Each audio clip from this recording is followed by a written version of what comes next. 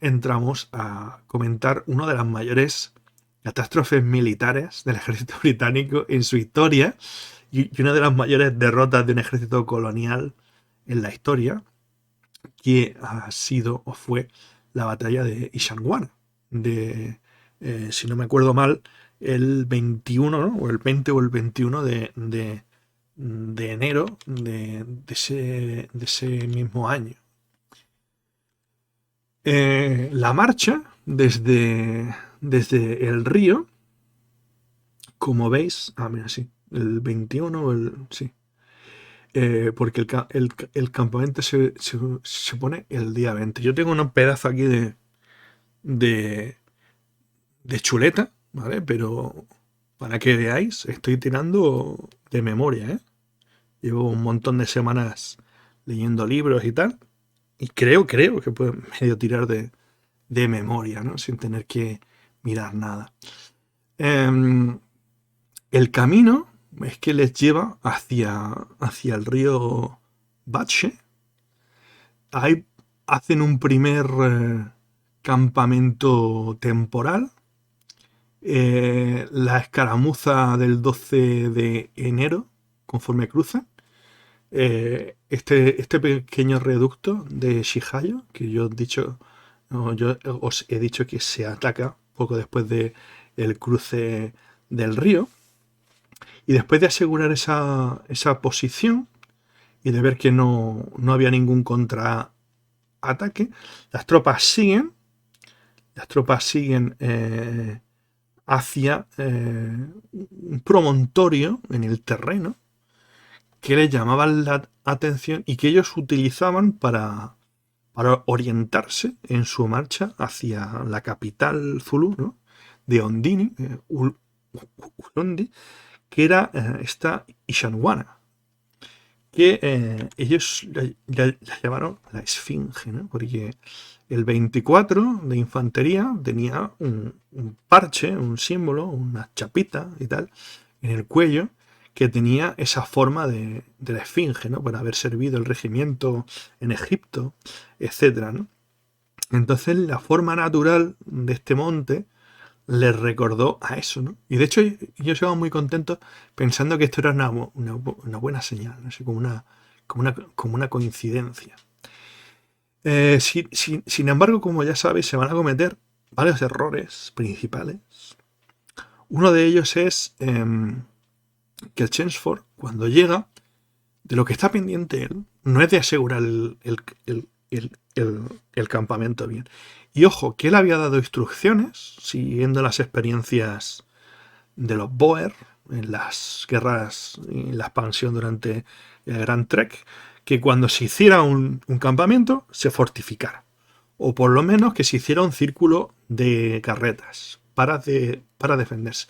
Y esto era una ordenanza suya, pero se había venido muy arriba con esa primera escaramuza y creía realmente que los zulúes estaban huyendo y que no iban a presentar un combate, ¿no? Y de hecho él estaba todo el rato mandando exploradores, buscando dónde demonios estaban. Y aquí es cuando empiezan los grandes paroxismos, ¿no? de esta batalla.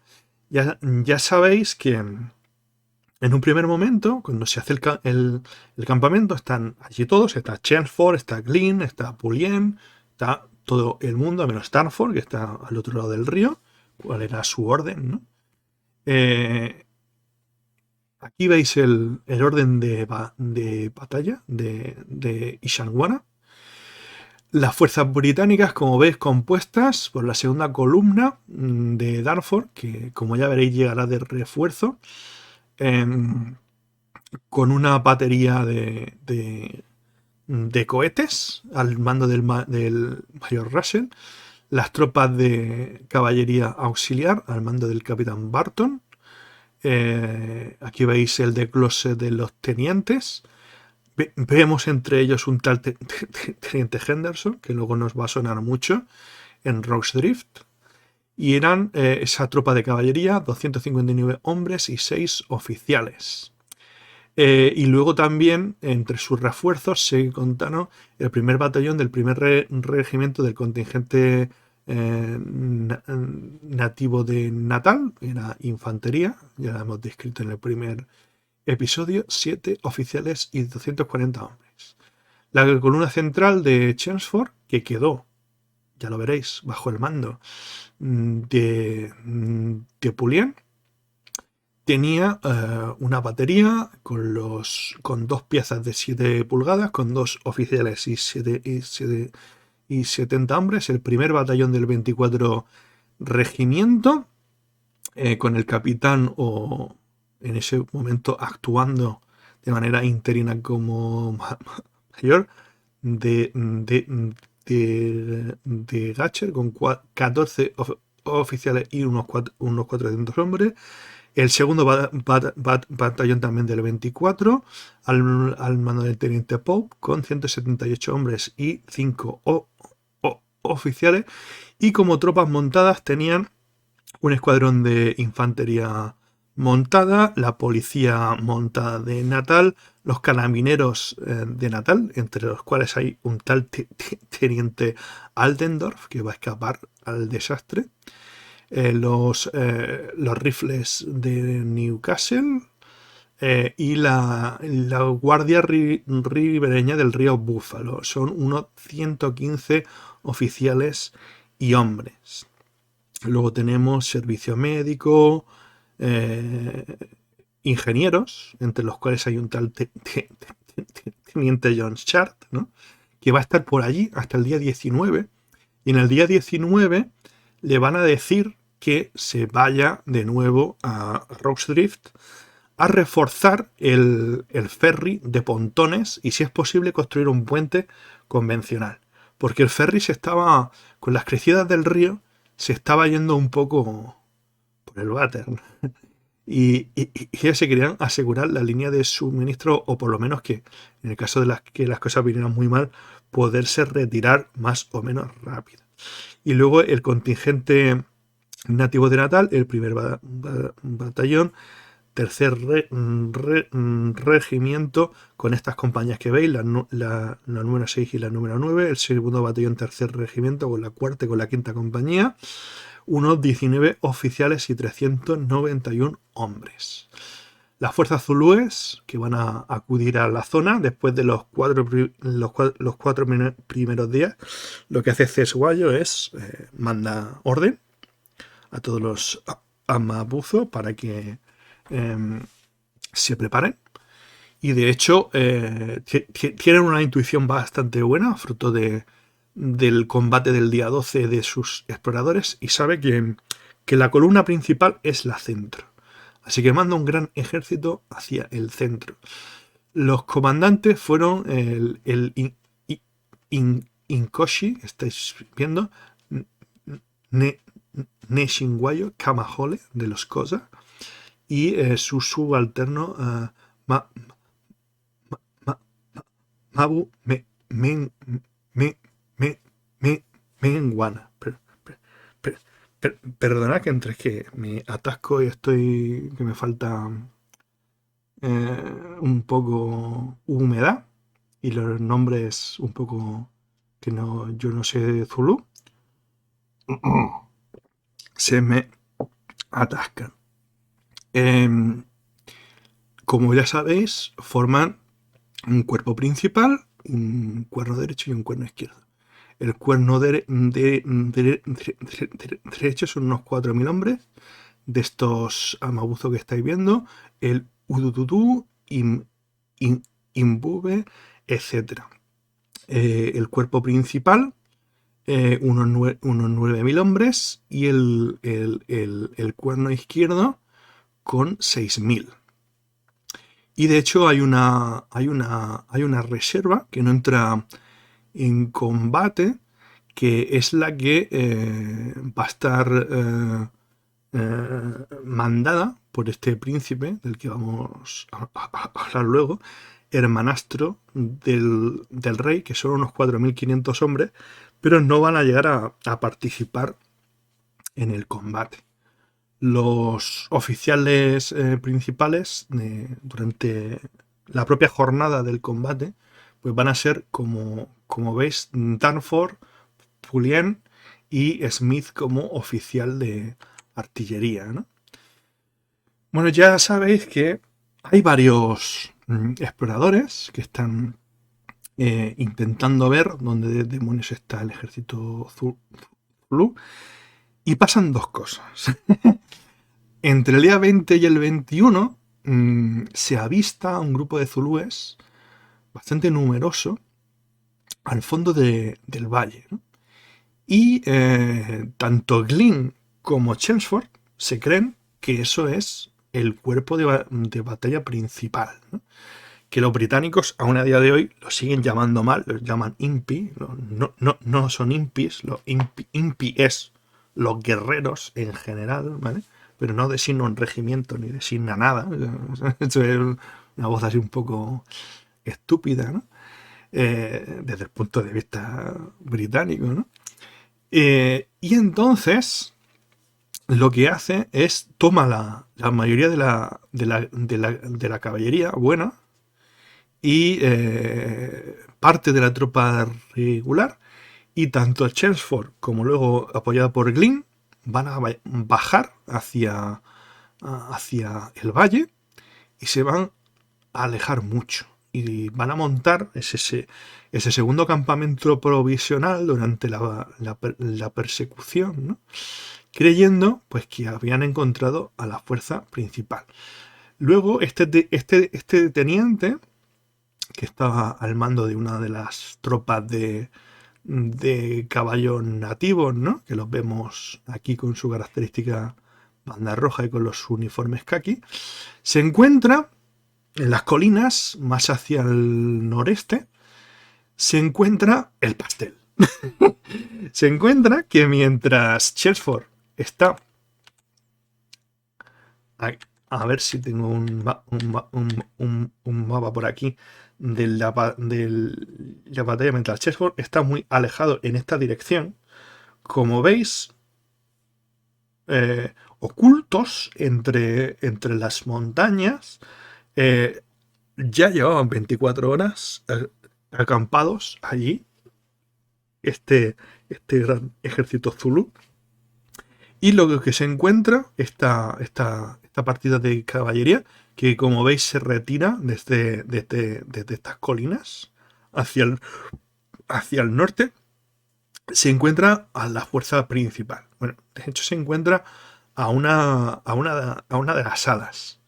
Y claro, entran en pánico, ¿no? Los ven pues que ellos están ahí ocultos, agazapados, pero como veis en esta ilustración, son miles y miles de guerreros. Y entonces, claro, se preocupan, ¿no? En el entretanto, mientras se ha ido Chelmsford, ha mandado un mensajero muy rápidamente a la fuerza de Danforth y le ha dicho que vuelva a cruzar, o sea, bueno, que cruce el río, no que vuelva porque no ha cruzado, porque esas eran sus órdenes, y que se sume a las fuerzas de Pulien en el campamento. Pulien, es curioso, en esas horas, como acaban de llegar, ¿vale? Y la cosa estaba bastante... Joder, o sea, estaban cansados y tal, y además estaban haciendo estas exploraciones, etcétera, y parecía que rápidamente Chelmsford les iba a reclamar, como parecía que estuvo a punto de hacer, aunque no llegó la orden para que le acompañaran en esa avanzada, pues no se preocupó en fortificar el campamento, lo cual fue un error acojonante. O sea, fue el mayor error de la batalla con diferencia. Entonces, lo que pasa es que llega Danforth al campamento, y antes de que le llegue la noticia de estos exploradores, escucha en la lejanía, en el valle y tal, escucha disparos en dirección hacia la fuerza de Lord Chelmsford. Entonces él dice, bueno, yo no voy a cometer el mismo error que los franceses en Waterloo, ¿no? Y al sonido de los disparos, que no de los cañones, voy a marchar en ayuda de mi superior, ¿no? ¿Qué, qué, qué pasa? Que en ese momento, como ya habían sido descubiertos por la caballería que estaba explorando hacia el norte, las fuerzas zulúes inician el ataque. E inician el ataque de la forma clásica que os hemos comentado, de los cuernos de la bestia o los cuernos del búfalo, y tratando de envolver esta frágil línea de soldados que han quedado, menos de 1800 en conjunto, que están protegiendo el campamento. Y mientras Chelford está muy lejos, distraído. El primer enfrentamiento se va a dar en el valle hacia el sureste, cuando las fuerzas de caballería de los carabineros y de los nativos de Natal montados al mando de Darfur, que estaba manco, ¿no?, de un enfrentamiento anterior, eh, se encuentran con el centro de los cuernos. Se encuentran ahí con... Ya lo habéis visto antes. Yo me acuerdo exactamente con casi 10.000. Teniendo en cuenta que, como habéis visto, él manda una tropa de 500 hombres. Y en este momento, que está solo actuando con la caballería, son 250. O sea, poco podía hacer. Los zulúes empiezan a avanzar, se acercan, hay un fuego intenso por parte de su caballería. Es una cosa que va a pasar durante la guerra, cuando hay una formación más o menos densa de infantería occidental, ¿no?, o europea, o como la queramos llamar, disparando rápidamente con estos fusiles de palanca y concentran el fuego, consiguen más o menos detener durante un tiempo o ralentizar el avance zulú. Pero el problema es que ellos están actuando muy muy lejos de las líneas de suministro del campamento. Y cuando mandan mensajeros a caballo para que les traigan munición, pues se topan con un infame y bien conocido oficial de Intendencia General del campamento de Pulien, un Quartermaster General, que les dijo que no, que le iba a seguir la ordenanza estipulada. Según esa ordenanza, las carretas, cada carreta de suministros contenía los suministros que debían darse a ese batallón en concreto. Y él le estaba vigilando los suministros del 24. Por lo cual las balas del 24 no podían ir a la fuerza de caballería de Darfur. ¿Qué pasa? Se van quedando sin munición y se van retirando hacia el campamento, porque dicen, bueno, vámonos hacia el campamento porque así podemos hacer línea, ¿vale? Mientras tanto, en el campamento, Pulien lo que hace es esto que veis aquí.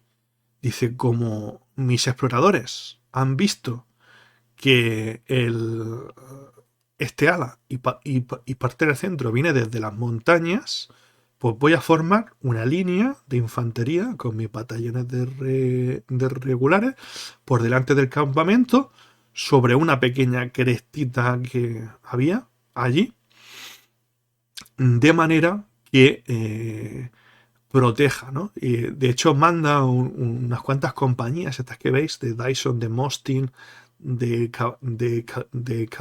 Cabey, las manda hacia el norte, tratando también de ganar tiempo para formar esta línea principal. Luego, ante la presión de los zulúes, retroceden y se meten en esa línea principal, que forma una especie de media luna, mientras Darfur retrocede y se sitúa en el flanco derecho de esta línea, en el extremo. La infantería nativa, como nadie ha dado un duro por ella, pues se queda en reserva, ¿no? ¿Qué pasa? Que, bueno, van llegando todos estos amabuzos que estáis viendo aquí, y los cuernos van haciendo bien su trabajo, en el sentido de que la línea principal va disparando, de hecho, a todo lo que puede, ¿vale? De forma que van creando un cierto estrés en la cadena de suministros del comisariado de transportes para darle la munición. Hay mucho mito también con eso. Hay historiadores británicos que dicen que el tema de lo de la munición y la rapidez con que se entregaba la munición, que realmente no fue tan decisivo en la batalla como se comenta, porque realmente estamos hablando de que Pulien tenía muy pocas tropas, no estaban atrincherados, y de hecho el asunto fundamental por el que la batalla se pierde estrepitosamente es este flanqueo. O sea, estos Amabuzu que estáis viendo aquí, el de Isanguk, el de Imbube, etcétera, al sur el de V, etcétera, rodean y flanquean a la fuerza británica, ¿no? Van disparando, ellos se van acercando, primero 400 yardas, 300, 200, etcétera. Llega un momento en el que se da una orden fatal. Y esta orden, bien, en vista de cosas que han pasado en el valle, como por ejemplo durante la retirada de Darfur, esta batería de cohetes de Russell es superada, Russell muere, se le apuñalan ahí por todos lados. En vistas de esa retirada de Darfur y de esta especie de crisis de suministros, ¿no? Y de la mala posición en la que estaba, es posible que él quisiera retirarse hasta esta colina que veis aquí. Entonces la intención era pasar el campamento, ¿no? Y atrincherarse en esta colina. E irlo haciendo poco a poco, retirándose hacia atrás. Entonces da una primera orden de retirada, pero claro, es interpretada de forma literal por los soldados. Tenemos que tener en cuenta que está frente a una marabunta rugiente de decenas de miles de combatientes, como sale en las películas, todas ellos gritando Usuzu cuando atacan, que era el grito de guerra de la casa de Shaka. Aquello es impresionante.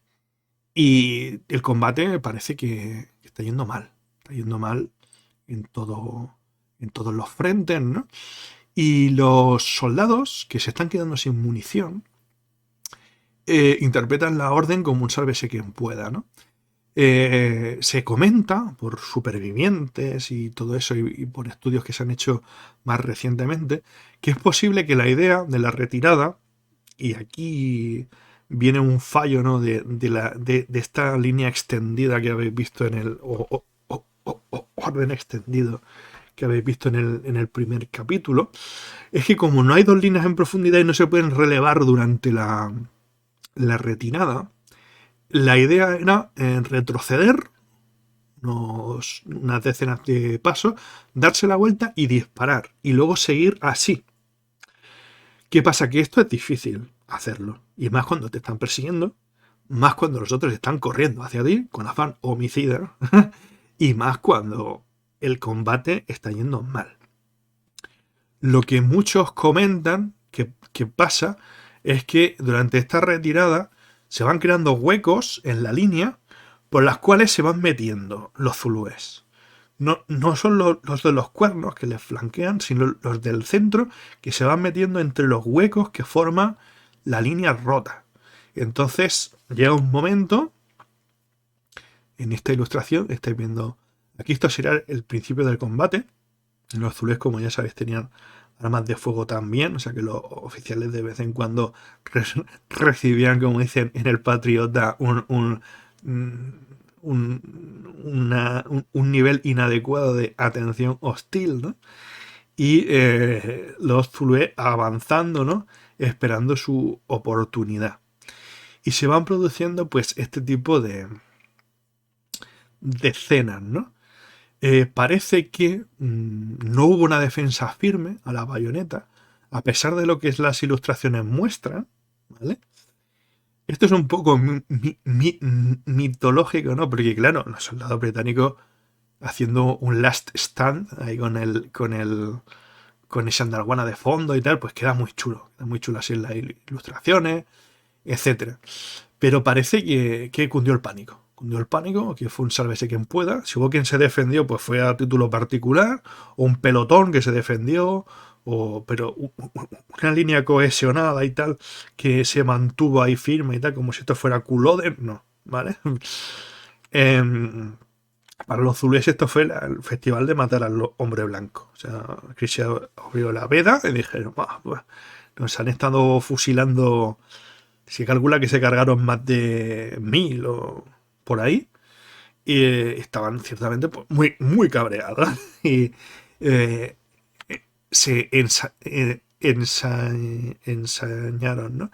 Se van creando piquetes de soldados que van combatiendo como pueden, se van agrupando los unos con los otros, intentando que no le ganen la espalda, pero se van quedando sin munición.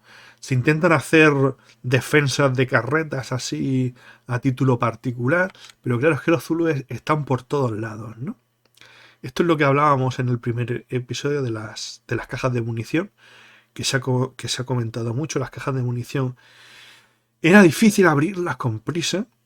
Tenías que quitar un tornillo muy grande, quitarles 2 travesaños de madera que tenían, deslizar la tapa, abrir la tapa esta de aluminio, que eso es rápido, al contrario de lo que sale en la peli de Amanecer Zulu. Había como un tirador, tú tirabas y se abría, pero luego los paquetitos, cada uno de ellos venía en papel y atados con cordel.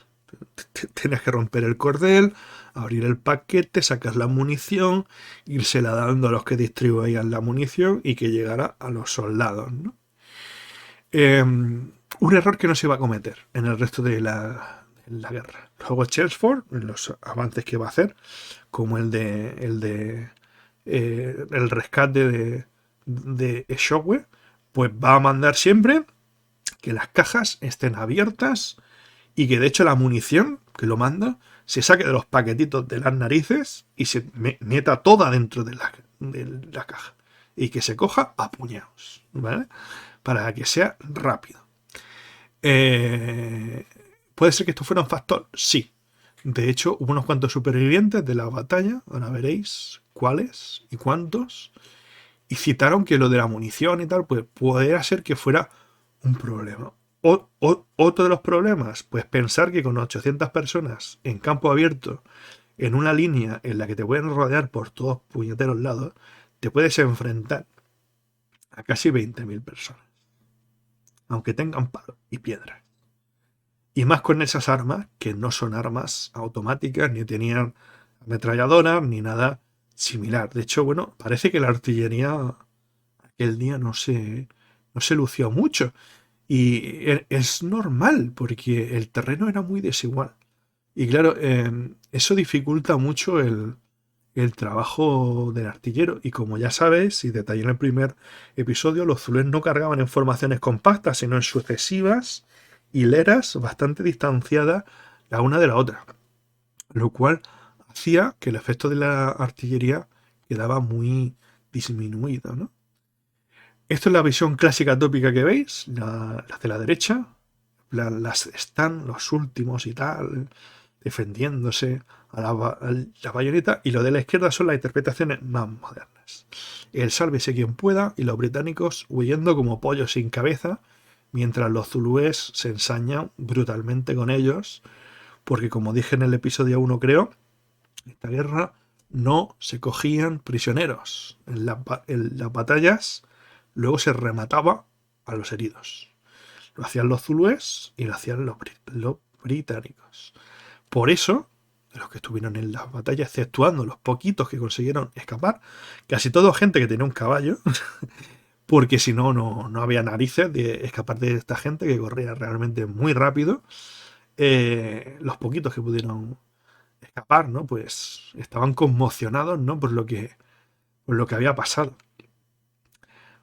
otros mapas de detalle de la batalla, explicando más pormenorizadamente esto que os he comentado, con los nombres de las unidades concretas y con la teoría de cómo se produjo ese despliegue y ese flanqueo, ¿no? Como veis, ya en los números 20 y 16, el 13, el 15, ¿no? La superación en el punto número 18 ya de la fuerza de Danforth. Ese es que Danforth muere, plantea una última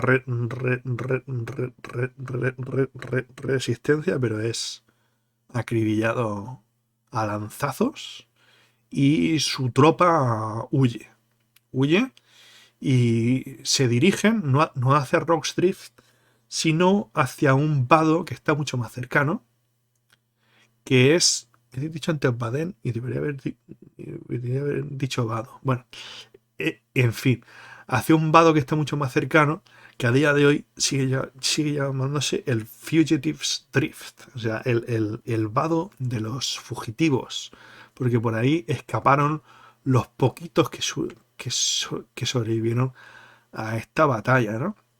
Y aquí veis, en una ilustración más contemporánea, el horror, ¿no? Que debería ser esto para los británicos, ya en el momento en el que son superados y se los pasan por la piedra, porque sí, vale, tenían formación combatiendo la bayoneta y todo lo que tú quieras, pero los zulúes cuerpo a cuerpo eran en promedio mucho más avezados, ¿no? Y más letales que ellos, ¿no? Se producen escenas, intenta salvarse la artillería, las dos piezas.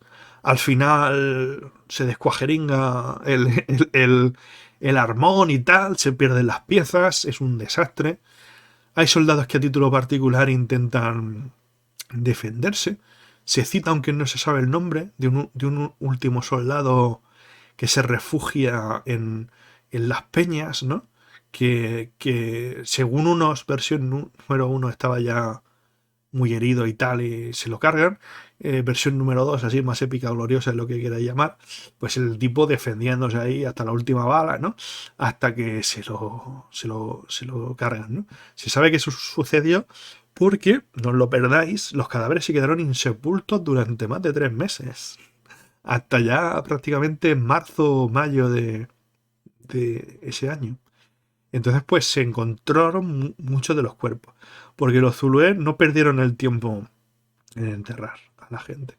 Se quedaron con las armas de fuego, remataron a los que estaban heridos, celebraron su victoria y a por lo siguiente. No se quedaron mucho por allí.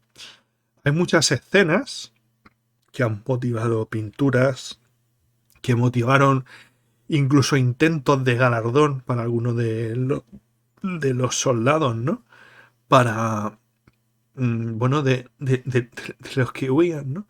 Esta escena está enmarcada dentro de lo que ahora iba a comentar, que es la famosa retirada de los tenientes Melville y Cockhill, ¿no? Para que veáis lo asquerosamente snobs que eran los oficiales británicos del Estado Mayor. Chelmsford, la mañana del 19, había querido comer un conejo. Entonces el teniente Melville dijo, pues yo se lo cazo, señor. Pues había tenido un pequeño accidente y se había herido en la pierna y por eso no había estado con su estado mayor, ¿no? Cuando el combate se está yendo a tomar por saco, que es justo decir que Pulian se quedó allí a morir, ¿vale? Que eso es una cosa que le honra. Dijo a estos dos tenientes que estaban ahí, porque, ojo, comentaba en el primer episodio lo de los colores de la reina, los Queen's Colors, ¿no? Que era la bandera de la monarquía, no la del regimiento, que era, como digamos, la depositaria, ¿no? De la... De, era como un arquetipo, ¿no? Una abstracción del poder del reino, ¿no? Y su captura era como una cosa súper ignominiosa, ¿no? Y entonces, como fue la última batalla, de la historia militar británica en la que los colores del rey o los colores de la reina, en este caso, estuvieron en la batalla, en el frente. Para salvarlos, les dijo, bueno, pues cogedlos y largaos a uña de caballo como podáis, ¿no?